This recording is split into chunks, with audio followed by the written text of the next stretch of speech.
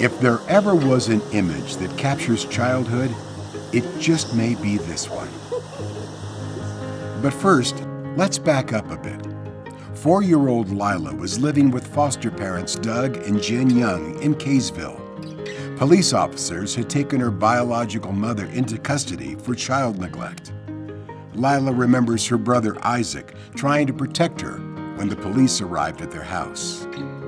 My brother Isaac is my superhero. My mom, when the police came to get her, I was scared, so Isaac and me went behind the couch and he peeked to see if it was over. And now, fast forward. The entire Young family was traveling to St. Louis to visit their son on his mission and to take in some of the sights. It was their first vacation on a plane. And the question was, how to afford an airline ticket for Lila. I have always, as a foster mom, felt like you need to include the kids that are in your family doing everything that you are doing. And I don't ever want a child to come to my home and think that they are not wanted or not a part of us. And so I think it's really important for them to get to do that. To the rescue, Utah Foster Care's Wishing Well Fund. The fund grants wishes up to $300 per child in foster care. A ticket was purchased, and Lila had the time of her life. How it happened was he just started jumping and then I started jumping with him. It was just a memory that we will never forget. It was just a really, really wonderful day. We had a great, great time.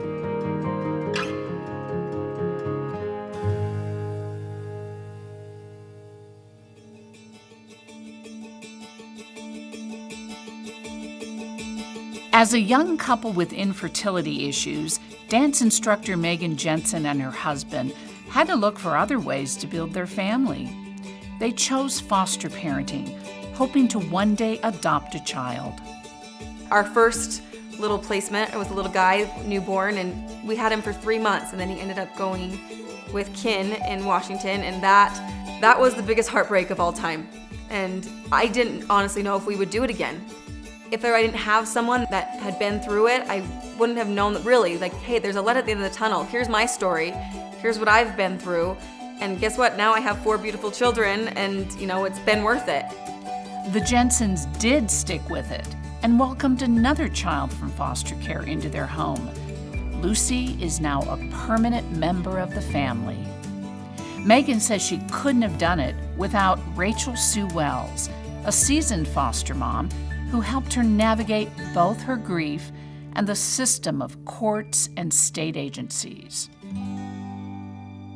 I think it's important to have the mentor program because there's so many questions and you feel so overwhelmed when you first start out.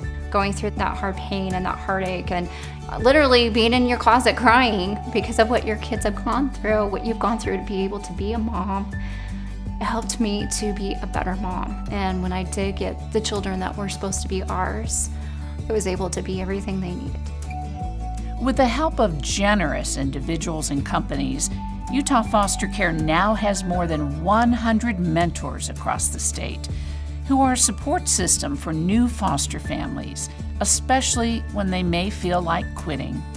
This is such an amazing program to donate to. We need foster parents, and we need foster parents to stay and continue. And they're gonna face heartache, and they need these mentors to help them through and get them through these hard times and to help them with information when there's no one else to turn to that knows.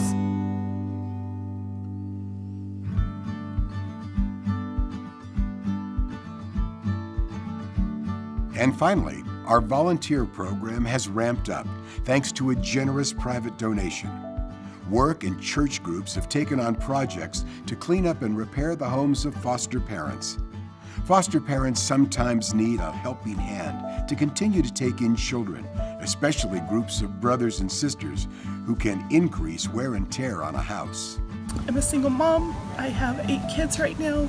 They all have appointments, they all have court assignments, they all have therapy, and everything just keeps getting pushed until later and later, and having them come out to support me as a foster mom and to help just lift some of this off of me is, I can't even begin to express how much it means to me. Having the community kind of rally around us and share and support me so that I can do what I need to do with these kids.